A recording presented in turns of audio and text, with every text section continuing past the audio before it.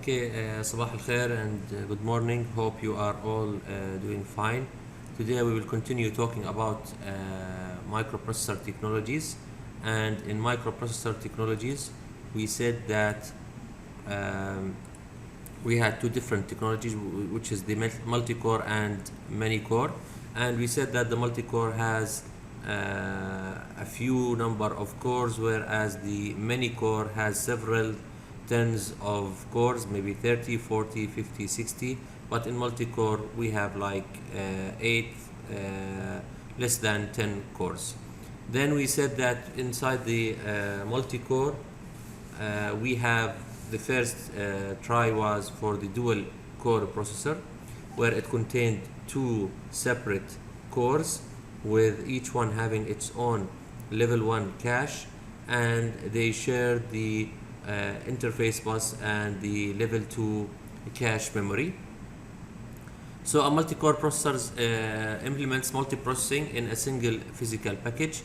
Cores in a multi-core device may be coupled together tightly or loosely.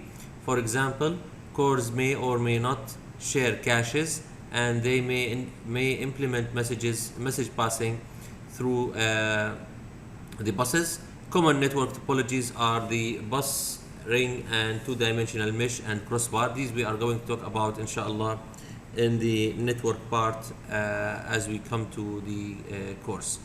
All cores are identical in symmetric multi-core system, and they are not identical in asymmetric multi-core system. So we have two types of cores. We have two types of configurations, either symmetric or asymmetric. In symmetric, all the cores are identical. In asymmetric, the cores are not identical. So multi-core processors are widely used across many application dimensions, including general purpose, embedded networks, digital signal processing, and graphics. Nowadays, all our computers are running multi-core, starting from your mobile phones up to your laptops. Everything is running multi-core. Even a TV that you are going to buy will have more than one core inside it. Now, the amount of performance gained by the use of a multi-core processor is shortly dependent on software.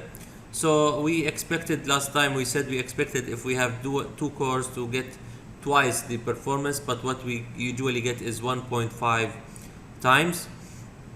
Multi-core processing is a growing industry trend as single core processors rapidly reach to the physical limits, which is the physical speed. So the benefits of processor on chip, cores or core multi-chip processor. With the shared cache memory, communication events reduced to a handful of process cycles, therefore low latencies اللي هو التأخر بنقل البيانات. Communication delays have much smaller impact on the overall performance. Threads can also be much smaller and still be efficient. Automatic parallel processing is more visible, of course, in multi-cores. Cores will be shared with a wide range of other applications dynamically. Load can no longer be considered symmetric across cores. طبعا all of this is managed by the operating system. Cores will likely not be asymmetric as accelerators become common for scientific hardware. Source code will often be unavailable, preventing computation against scientific hardware configurations. Now, what application benefits do we get from multi-core? Such as database servers, web servers, telecommunication, multimedia, scientific applications, and mostly all computers nowadays are running the multi-core system. So this is a multi-core replicate system. As you can see here, we have this is a core. Don't know why the pad is like this. Okay. Now, as you can see over here, this is a core, and this is another core, and this is another one, and this is another. These are 4 cores. They share one interface bus. Each core has its own ALU, its own set of registers, and of course its own control unit which is not visible over here. Now لو سمحت دكتور ده مسوي شير؟ أنا ما مسوي شير كل هذا الحكي. Anyway, don't worry. Okay, sorry. Anyway, it's recorded, and in the recording it's all fine. So this is what I was talking about, the different cores inside one processor. Now, as you can see here, each core will be running several threads, and we said threads are instances of a process. So this will help a computer to be more efficient and will help the computer to be running faster, because you have multiple cores and each core is running more than one thread, and this can help in multitasking and multi-processing as well. Now, all of this is done through the operating system. If you have the hardware but you don't have the manager to do all these operations, it's no use. Now, most major operating system support multi-core today. Now, the operating system, which we are going to talk about later today, the operating system is basically the manager of the computer. The operating system is managing the resources of a computer. This helps a computer system to finish all the work in an efficient way. So the operating system, OS, stands for operating system. والoperating system اللي هو الويندوز، الماك OS, whatever operating system, الأندرويد, different operating systems.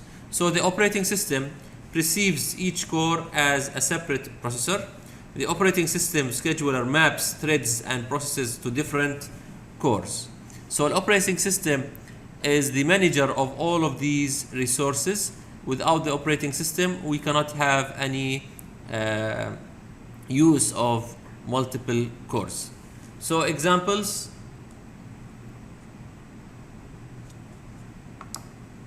you can see editing a photo while recording a TV show through a digital decoder, downloading software while running antivirus. Anything can be threaded today will be mapped efficiently to multi-core. يعني if you are watching this lecture and at the same time opening PowerPoint application, this is using multiple cores.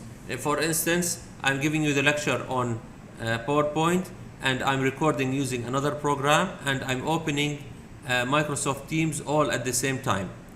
If my computer was not having enough cores and enough RAM and a very good operating system, this is very difficult to maintain. Now, why multiple cores? First of all, it will save room on the motherboard. So two single dies in one die. So we put all the cores in one single die, and the die is the processor, silicon processor. We can use this room more efficiently. Simplicity: we need additional system to control several single cores. When you have more than one core separate, then you will need different buses, you will need more memory, you need more cache in order to manage all of these resources. Now, we said earlier that we have two types of systems: systematic and asystematic. The systematic, all the cores inside the processor are basically identical. In asystematic, the cores are different.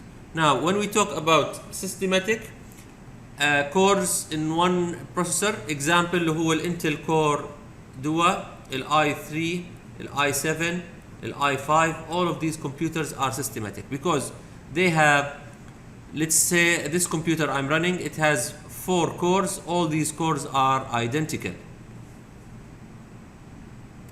So as you can see here, I have 4 cores and all the cores are of the same type. They are all identical. The systematic multi-core processor is a processor which has multiple cores that are exactly the same. Every single core has the same architecture and the same capabilities. Each core has the same capabilities, so it requires that there is an arbitration unit to give each core specific task. Software that uses these techniques are called multi-threading, as we said earlier. The applications in personal computers and in servers. طيب, where do we have asystematic? Asystematic cores, you will have one multiple core and a single chip, but those cores might be different design. For instance, you will have two general purpose cores and two vector cores on a single chip.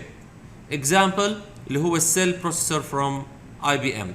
The cell processor from IBM is used in the Sony PlayStation 3 video game console, is an asystematic multi-core processor.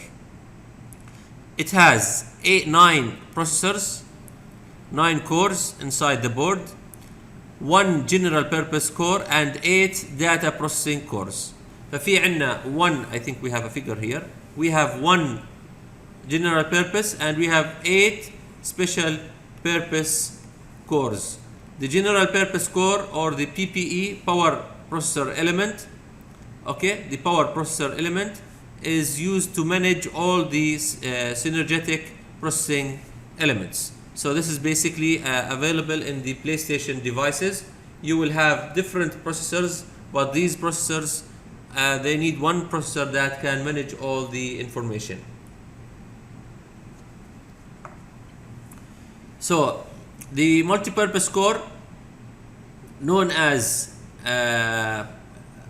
power processing element, controls the communication between the other cores, distributes the computing tasks to the other processing cores. The 8 other cores are known as synergetic processing elements, are specially designed to do high floating point. The more floating points you have, the better the resolution from your game is.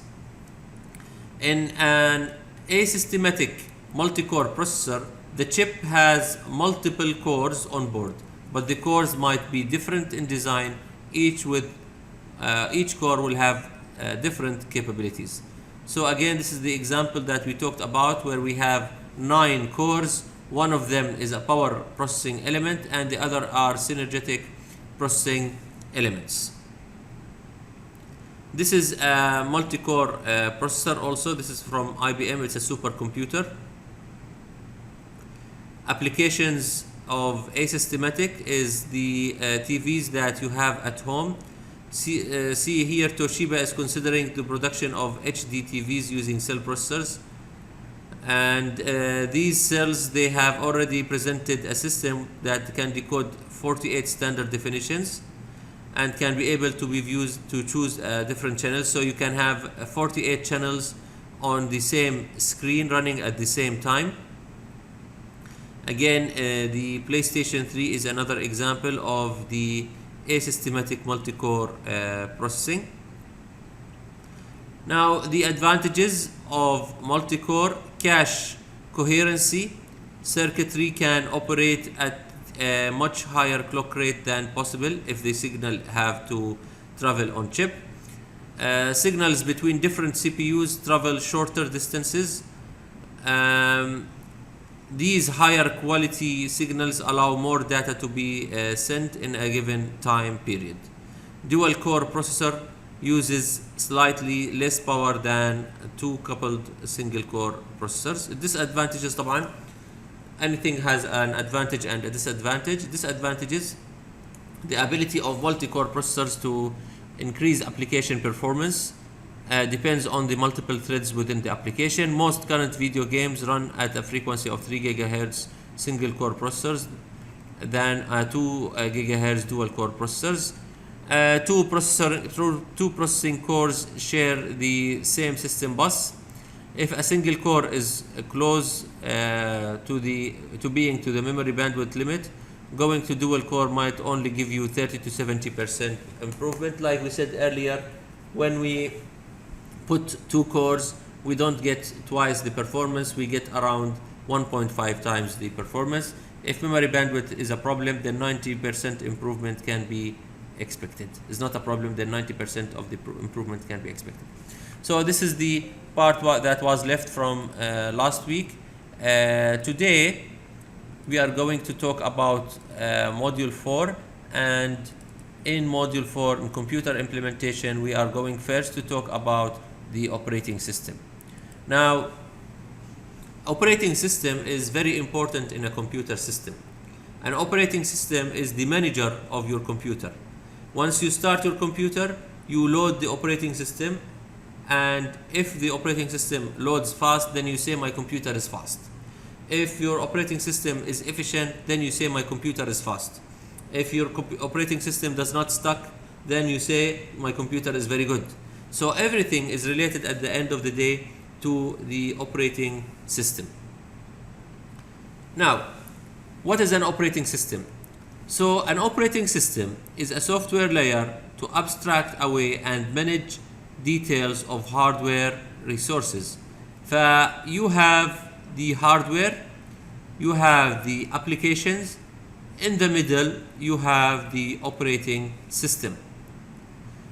A set of utilities to simplify application development, all the code you didn't write in order to implement your application. So you have your applications, such as Word, Excel, Chrome, Google Chrome, whatever application you are running on the computer. The operating system is basically sitting in the middle between the applications and the hardware. So you can see over here, previously we used to have the applications such as Word, and you have over here the boundary, and your operating system was DOS. Sorry for this. So previously we used to have the applications such as Word, and we have the operating system as DOS. If you don't know DOS is basically running run. So DOS is basically running an operating system which is a black screen, and you write the commands on this screen. So you can see here I can run the Microsoft, this is the command window. Previously, when you start your computer, you will have something like this, and from here you start writing the commands that will run your computer. Nowadays, your applications such as PowerPoint, Microsoft Word, and Excel, but your operating system will have more things to do. The operating system will have a browser, TCP/IP, which is, we will talk about it in the networking part, system file, the communication, the installers, the printing, Windows, everything is available over there. So the operating system and hardware. The operating system meditates programs access to hardware. Meditates means manages. Not all programs can access the hardware in the way they like. The operating system saves the hardware. If you let your programs access the hardware, then you will have a big problem inside your computer. So resources such as computation, الفوليتايل ستورج اللي هو المين ميموري، الفوليتايل ستورج اللي هي المين ميموري، النتورك كوميونيكيشن input output devices, all of this is controlled by the operating system. All of this is controlled by the operating system. So the operating system abstracts hardware into logical resources and well-defined interfaces to those resources اللي هم البروسيسز، الفايلز، والسوكيتس. ففي عندك processes that can access the CPU and memory، في عندك files that can access the disk اللي هي main storage, and you have something called sockets that will access the network for communication.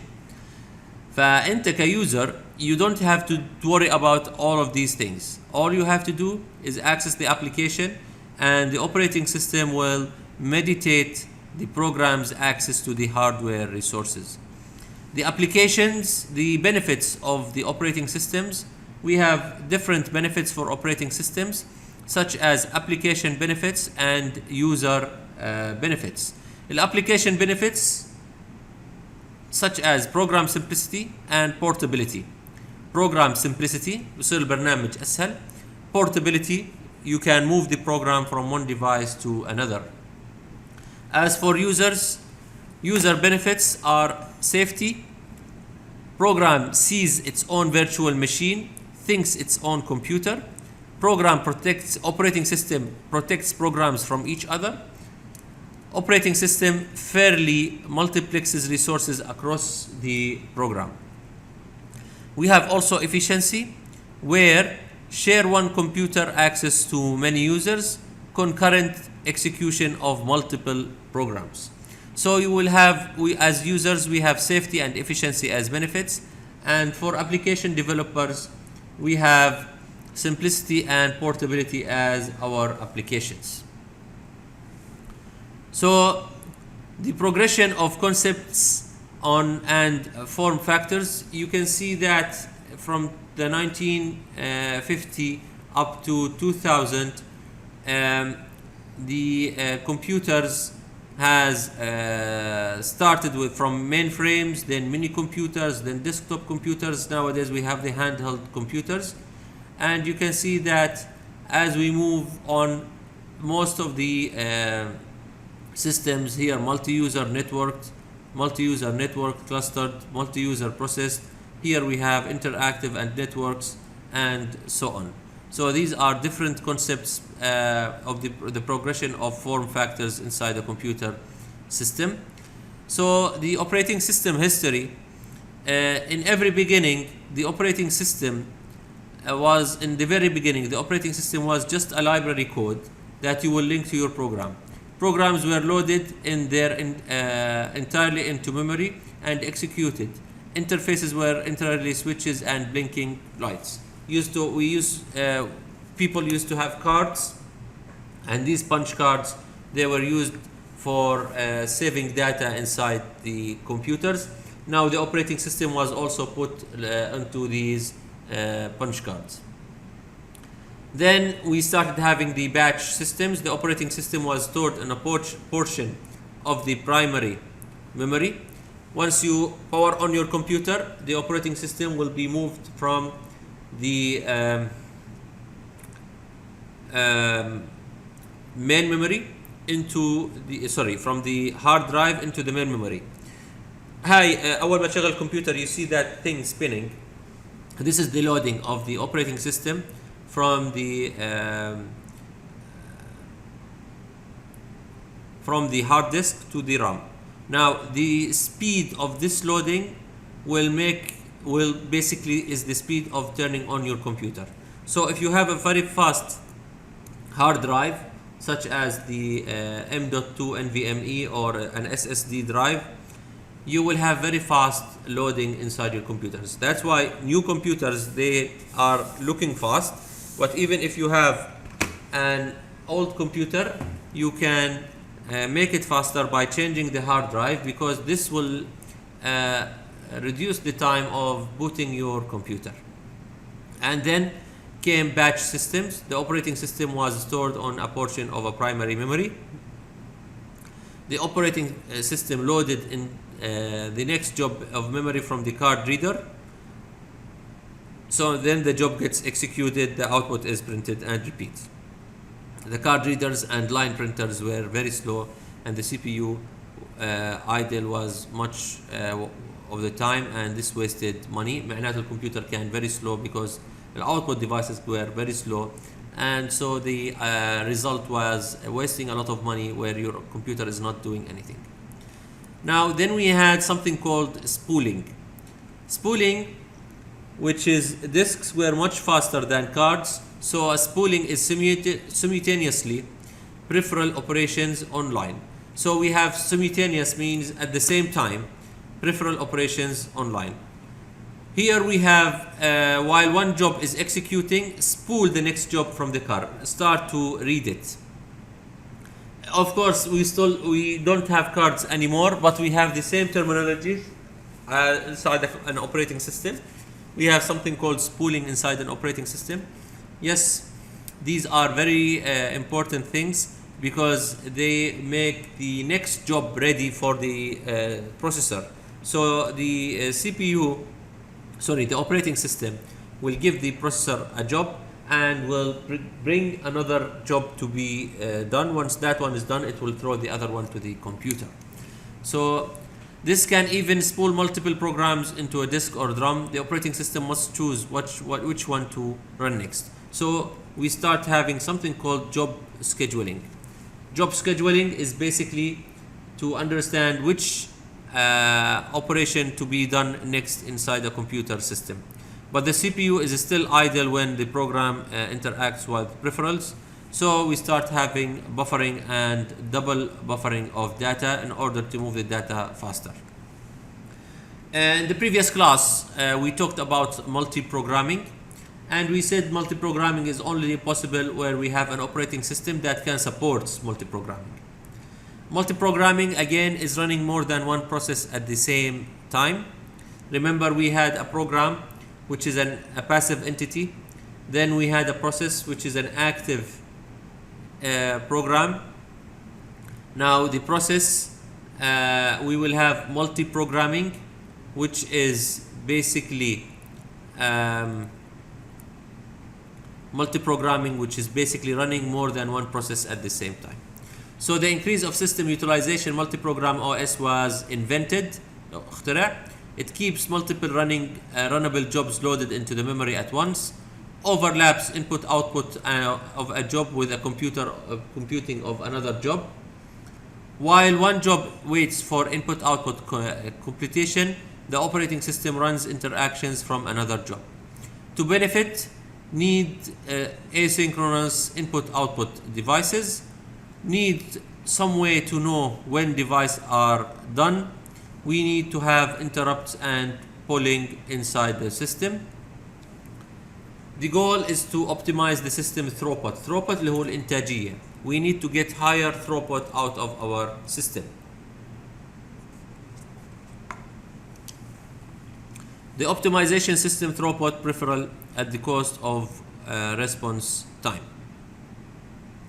Now we have also time sharing. To support the interactive use or create a time sharing operating system, multiple terminals into one machine. We used to see it previously when you go to the bank or to any government sector. We used to see a keyboard and a monitor in front of the clerk, and there's only wires. So what happened at that time, instead of buying computers, which computers were expensive, we used to buy terminals. We used to buy a terminal. And what's a terminal? It's a mouse, keyboard, and a screen.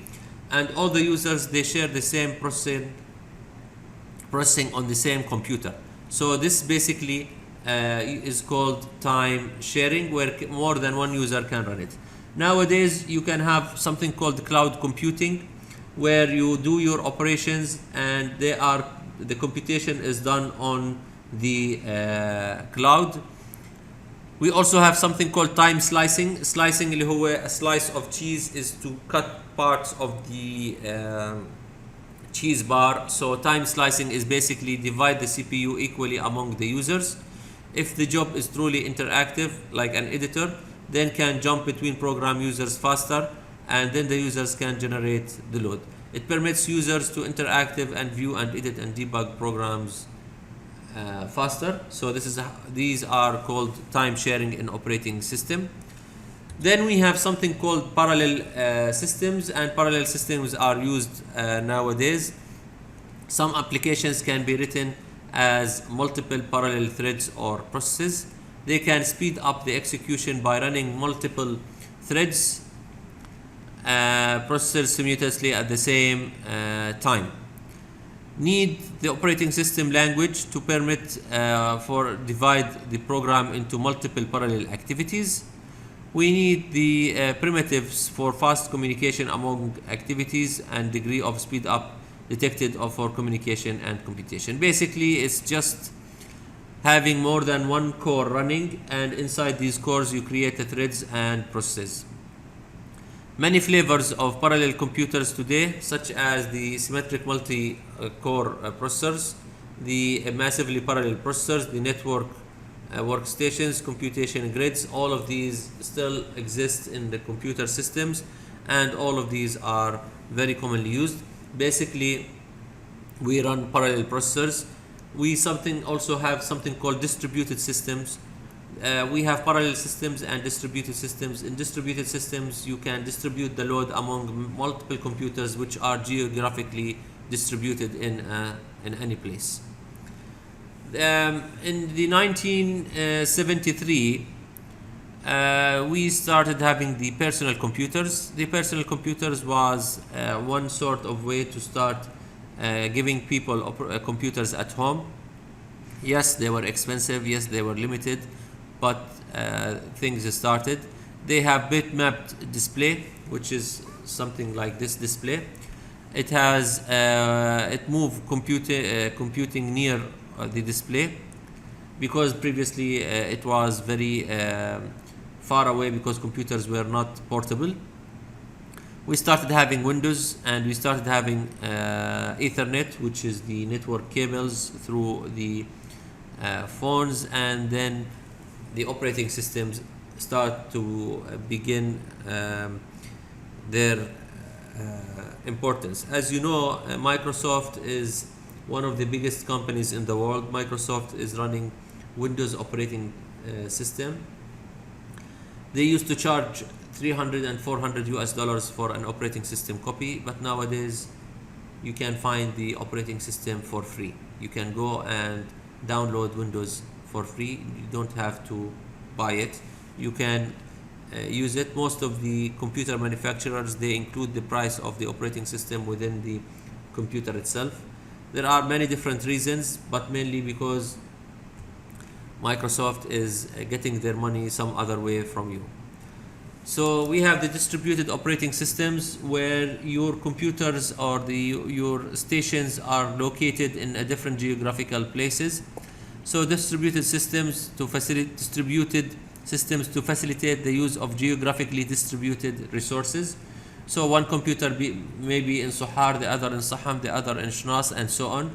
And these computers can work together to finish the job. Of course, we need to have some